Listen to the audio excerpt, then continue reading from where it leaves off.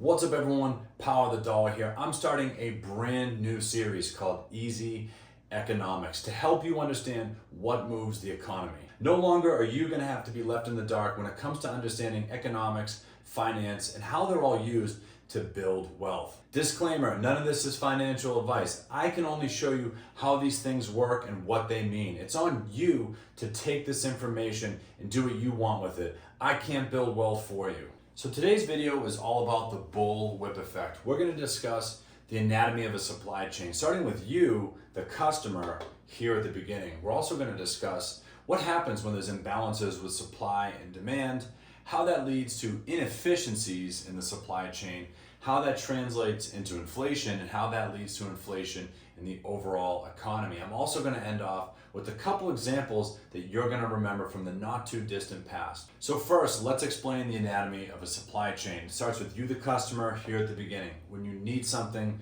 you go to the store to buy it. But that store doesn't make things on site typically, so they have to ask a manufacturer to make those products. But those manufacturers, they don't grow the trees and refine the oil and get the metal out of the ground there on their site.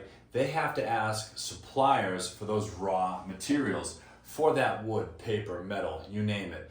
Then those suppliers, they get all those raw materials, they give it to the manufacturers so they can make the products. Once those products are made, they're shipped to the store, where the store then sells it to you and me. And here's a quick review of supply and demand. First, we'll talk about when supply equals demand, or when there's a perfect balance, right? Let's say you and 4 of your buddies, right? That's 5 people are very thirsty, and you walk down to the store and there's 5 bottles of water on the shelf. Everybody's happy. They all get 1 bottle of water. You guys on the demand side are happy because there's 1 bottle for each of you and no one's thirsty anymore. And the store's happy because they bought the perfect amount of supply from the manufacturer. They ordered 5 bottles to meet that 5 bottle of water demand on the other side. The first way that supply and demand can become imbalanced is when there's an excess in demand that exceeds the supply.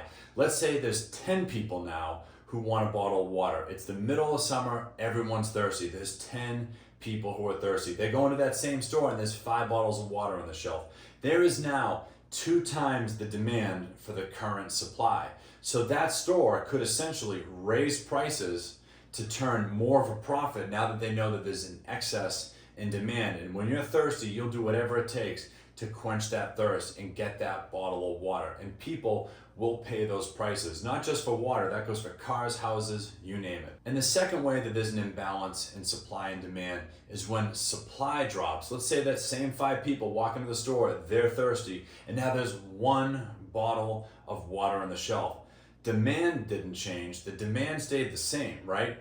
But now supply is cut by 80%. There's only 1 bottle of water. That price is going to skyrocket, and whoever has the most money is going to be able to afford that bottle of water. Now, what causes that? Why is there only 1 bottle of water? Real quick, let's say somewhere along this supply chain something got screwed up. Let's say the well dried up here for the raw material.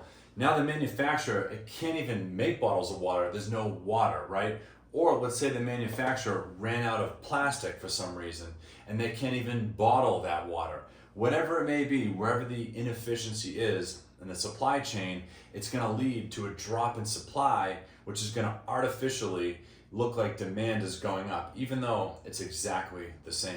So now that we've covered the anatomy of a supply chain and the fundamentals of supply and demand, let's go through a real life example of how this all works. And I'm going to follow up with an example of how this whole thing gets all screwed up, a real life example that you guys definitely remember. So first things first, here, you, the customer on the front end, you have to go to the store and buy stuff. What's something that we all need? Paper products, napkins, paper towels, toilet paper. Let's say on average, you use 1 pack of toilet paper a week, okay? You've been doing that for years. And the store knows that. The store knows that each customer needs about 1 pack of toilet paper per week. So when they put an order in with the manufacturer, they know exactly how much to order based off of that 1 pack per week average, right? And the manufacturer knows how many raw materials to order from the supplier because they know exactly how many packs of toilet paper the store is going to need based off of this customer's demand here. And that demand here from the customer, that's the communication throughout this supply chain. If the customer wants more, that's telling the store to order more from the manufacturer, which is telling the manufacturer to get more supplies and raw materials from the suppliers. And then the communication back down this way is supply. The supplier is going to give that increased amount of materials to the manufacturer, who's going to send all that extra stuff to the store, who's then going to be able to meet that demand of the customer, and vice versa when demand drops. So here's an example of when the supply chain falls out of equilibrium, when it gets all screwed up. And I guarantee you guys remember this very well. Just 5 years ago, COVID came around, threw a huge monkey wrench in the economy.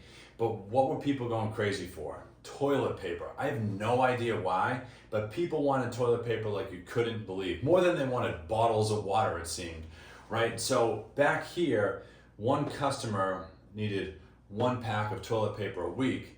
So that's equilibrium. But here, during that period of time, you had dozens, hundreds, thousands of customers looking to get 5, 10, 20 packs of toilet paper. So the demand was going absolutely through the roof.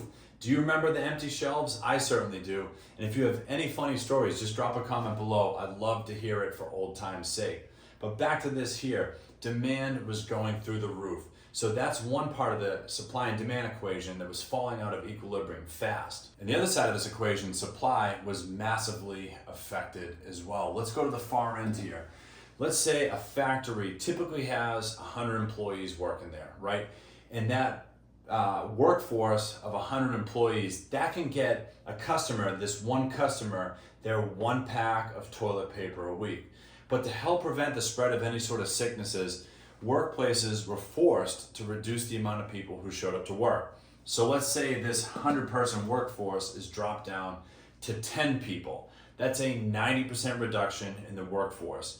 That means a 90% reduction in the output, and that means there's a 90% reduction in the amount of products that this customer is going to have access to. And as you can see now, that's a massive increase in demand and a massive decrease in supply. That leads to an absolutely astronomical increase in prices. So here's how the bullwhip effect actually comes into effect. And remember, the customer's demand is the communication method throughout this whole supply chain. Now coming back to the bullwhip effect, this customer here is holding the whip. And here, right in this middle, is equilibrium, right? Between the red and the green, that's equilibrium. But this customer here, during this period of time, I don't want 1 pack of toilet paper. They went, I want 5. And they made a small increase in the demand. And the stores, they said, well, we can't meet that demand. We only have enough for what we're used to.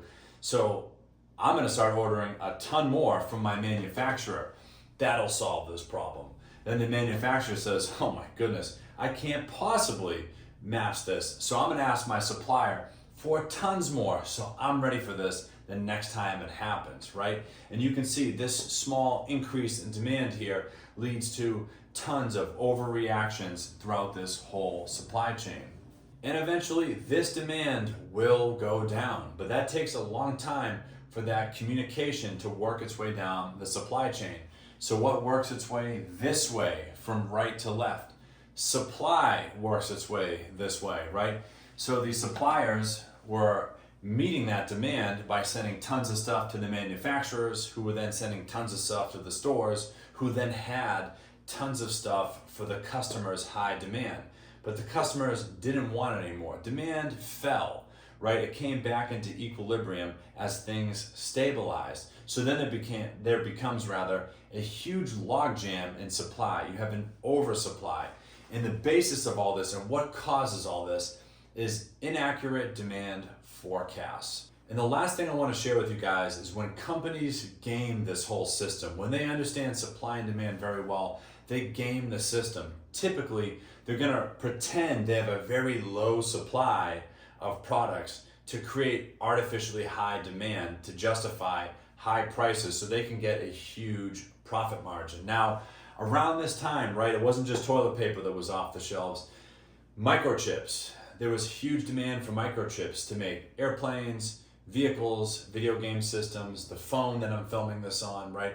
Microchips became a very hot commodity. And for a period of time, the supply of them was actually very low because, as we said before, factories were reduced down to skeleton crews. But eventually, things started returning back to normal and supply chains stabilized. And mysteriously, it seemed that car companies took the longest to reestablish equilibrium in their supply chains. From personal experience and hearing other people's stories, anytime people were going to car dealerships around this time, or really actually a couple years after the toilet paper era, dealerships were saying, oh my goodness, I'm sorry, we only have one car that fits your needs. We only have one car that's red, and there's 20 other people looking at it. So if you wait till tomorrow, you won't get it. It seemed like the system was being gamed. It seemed like that there was an artificially low supply to help artificially pump up demand to artificially keep prices up so that huge profits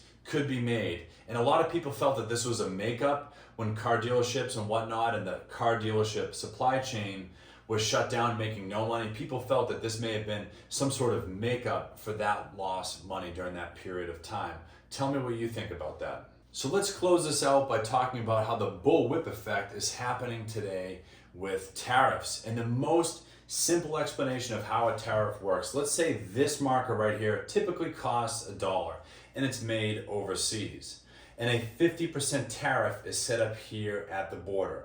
The second this $1 marker crosses into the US, it now costs $1.50. And instead of the customer here holding the whip, getting things going, it's the president getting this demand and supply and demand and supply and demand and supply going by instituting tariffs. In United States companies who rely heavily upon cheap materials from overseas, they've started front-loading tons and tons of materials for their warehouses so they can continue to make their products and hopefully be able to offer those products at their same prices. And that's why I think that there was a date set for these tariffs to take effect, and they were pushed out a couple of times so that US companies won't have to jack up their prices and create all kinds of severe equilibrium imbalances in the supply and demand chain. And I'm not here to talk political opinion. Truthfully, I don't care. It's not going to make you any wealthier, and truthfully, it's just a waste of time. But that pretty much sums up the bullwhip effect. We've discussed the anatomy of supply chains,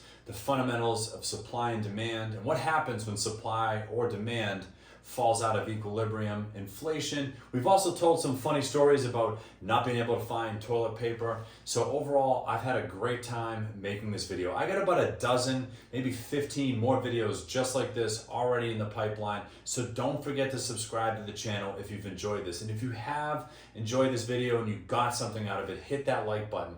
And if you've got anything on your mind or anything you want to share, leave a comment below. I'd be glad to hear from you. And with that being said, thank you so much for tuning in, and I'll see you guys next time. I really appreciate the support.